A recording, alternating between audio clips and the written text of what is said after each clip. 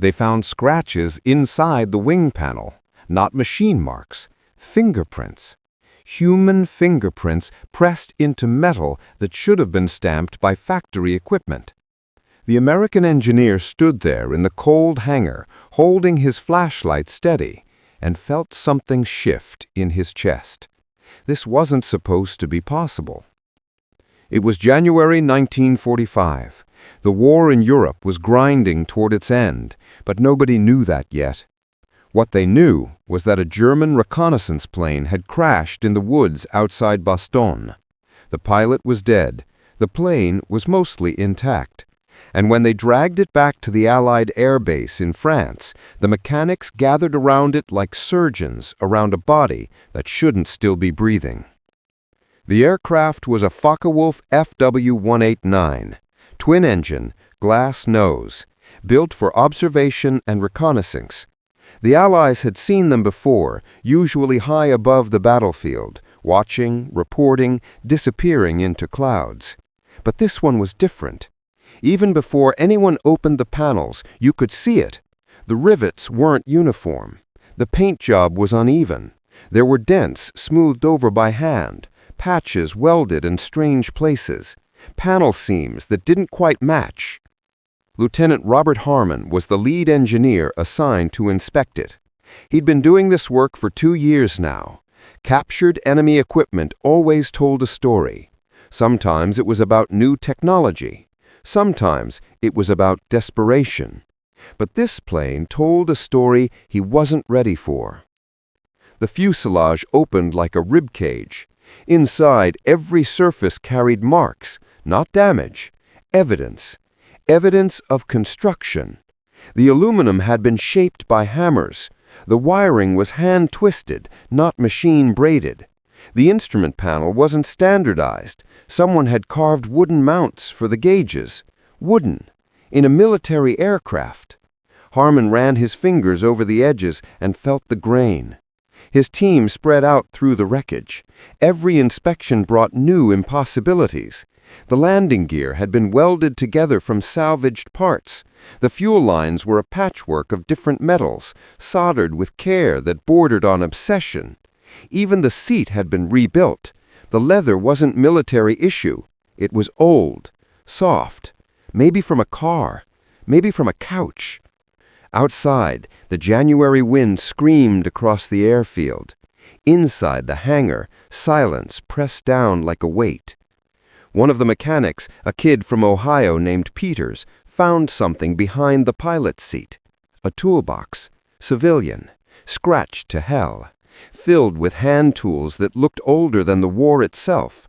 Pliers with wrapped handles, a hammer with a wooden grip worn smooth by years of use, a set of files that had been sharpened so many times they were half their original size.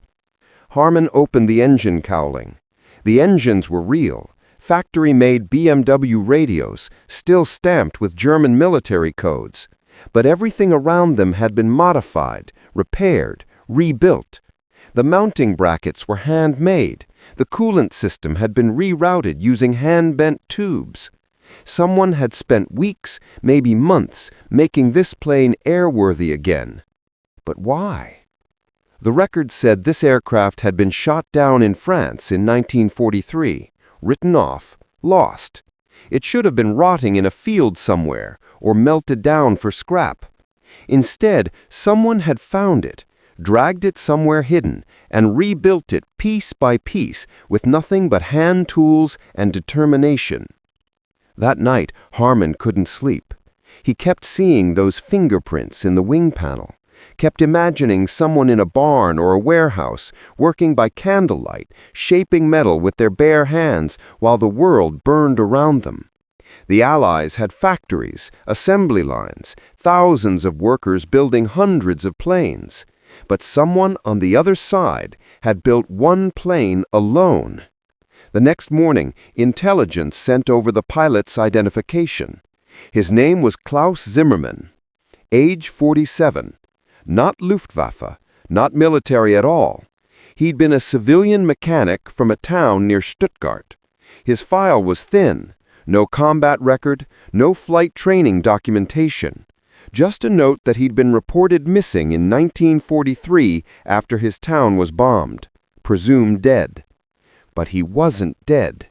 He'd been flying. Harmon went back to the hangar. This time he looked differently, not as an engineer studying enemy equipment, but as someone trying to understand a ghost. He found more pieces, a name scratched under the pilot's seat, not Zimmerman's name, a woman's name, Maria. Beneath it, two other names, children's names maybe. The letters were crude, carved with something sharp, probably in darkness. The hydraulic system had been rebuilt using parts from at least 3 different aircraft types. The control cables were mismatched, but perfectly tensioned. Someone had tested every connection, adjusted every linkage, made absolutely certain that everything would work, because failure meant death. And whoever built this plane couldn't afford to die. Not yet.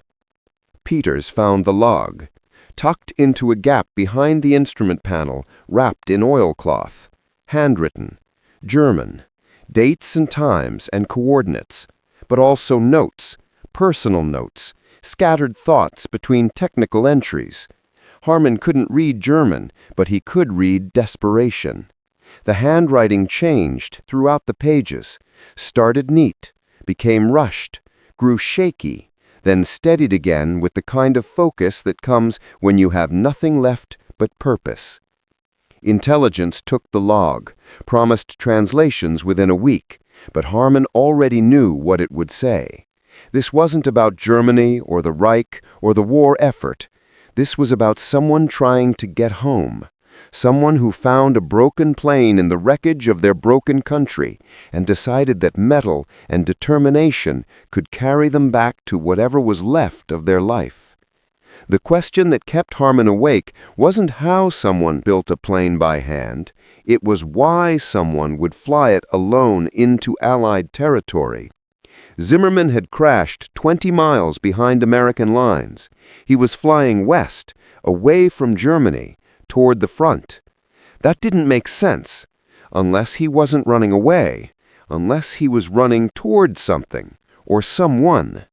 The translation arrived 6 days later. Harmon read it in his quarters, alone, while snow fell outside and the base prepared for another offensive. The log told the story in fragments. Zimmerman had been a mechanic before the war. When his town was bombed in 1943, his family was evacuated east. He was separated from them, trapped in the Russian advance. He'd found the crashed Focke-Wulf in a field, spent 8 months rebuilding it in an abandoned factory, taught himself to fly using a manual he'd found in the wreckage. Every entry ended the same way, just 3 words, repeated like a prayer. I am coming. But here's what froze Harmon's blood. The last entry was dated 3 days before the crash. Zimmerman had written that he'd received word from the Red Cross. His family had been moved again. They were in a camp now, a displaced persons camp. Not in Germany, in France, 30 miles from where his plane went down. He'd almost made it. Harmon held the translated log in his hands and felt the weight of something he couldn't name. Outside, the base hummed with war. Inside, one man's desperate flight felt impossibly close. The log was meticulous. Zimmerman had documented every modification, every repair, every test. But between the technical entries were personal fragments marked as non-essential. Harmon read them anyway. Day 47. Tested the port engine today. It runs rough, but it runs. I think about Maria's hands, how she used to complain that I came home with grease under my fingernails. I would give anything to hear that complaint again. Day 156. Failed the first flight test. Landing gear collapsed. I am not a pilot. I am a mechanic who is out of options. Tomorrow I will try again. Intelligence wanted to classify the plane as a footnote. Enemy equipment, civilian modification, pilot deceased, case closed. But Harmon pushed back. He needed to know if anyone was waiting at the other end of that desperate flight. The Red Cross records arrived in a manila folder.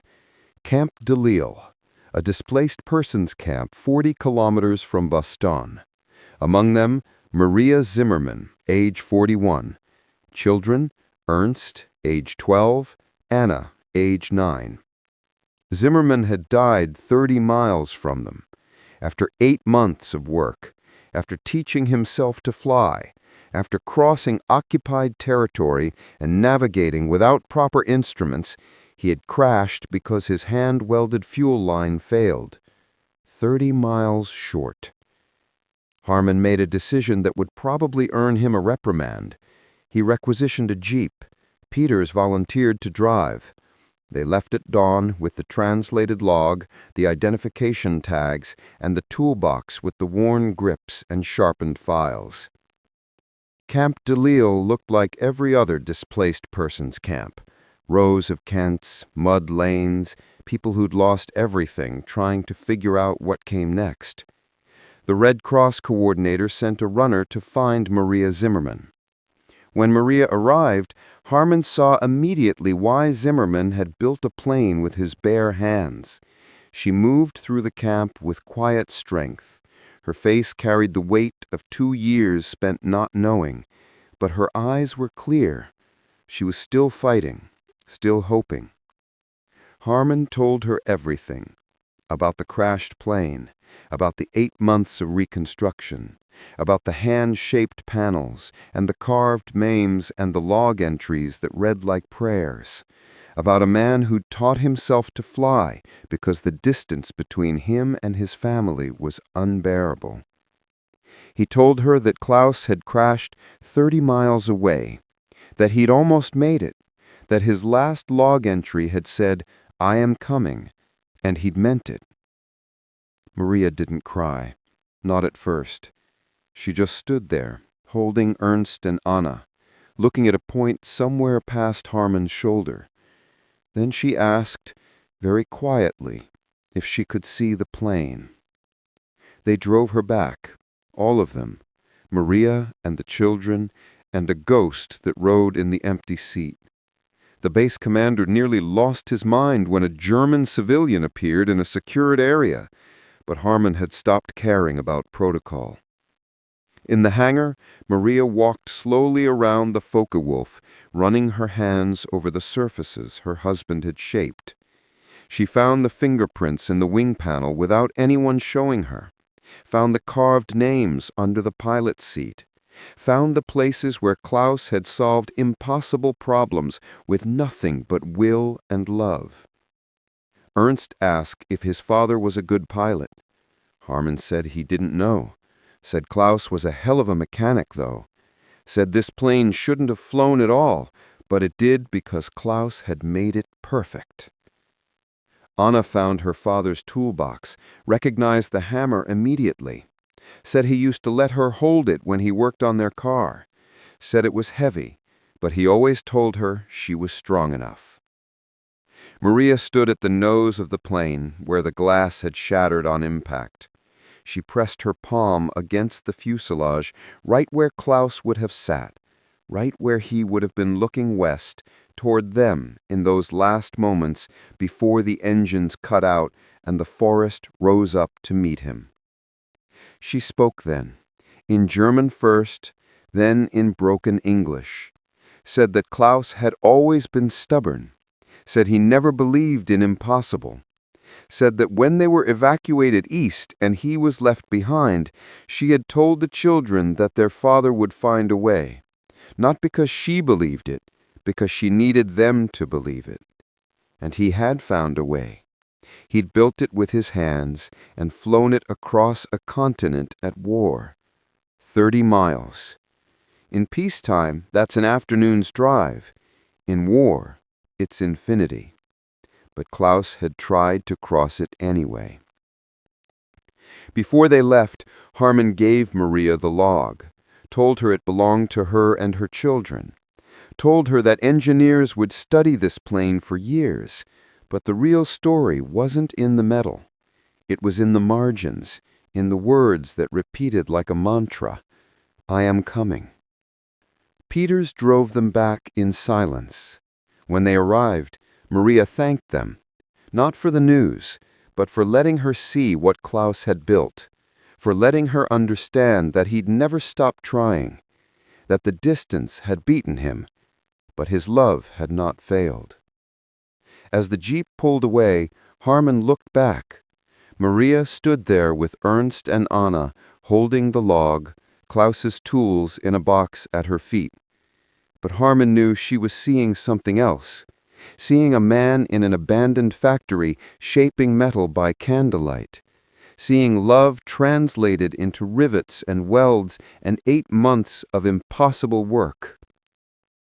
The war ended 4 months later. The Focke-Wulf was eventually shipped to a museum. Mechanics still study it, still can't quite believe what they're seeing. The hand-shaped panels, the mismatched parts, the evidence of one man's refusal to accept that some distances can't be crossed. Harmon kept one thing, a single page from the log, copied before he gave it to Maria. The entry from day 234, the day Klaus finally got the plane airborne. It says, "Today I flew. The engines sang. The controls responded. For the first time in 2 years, I am not moving away from them. I am coming home." He had crossed hundreds of miles, rebuilt hope from wreckage, made metal fly through will alone. And he'd fallen 30 miles short. But maybe distance isn't measured in miles. Maybe it's measured in effort, in hours shaping metal, in days of not giving up, in the space between who you were and who you become when everything you love is on the other side of impossible. Klaus Zimmerman closed that distance, not with the landing, but with the flight. And somewhere in France, 3 people knew it, knew that he'd come for them, that he'd built a bridge out of aluminum and determination, that love doesn't always arrive, but it always tries. The fingerprints in the wing panel prove it.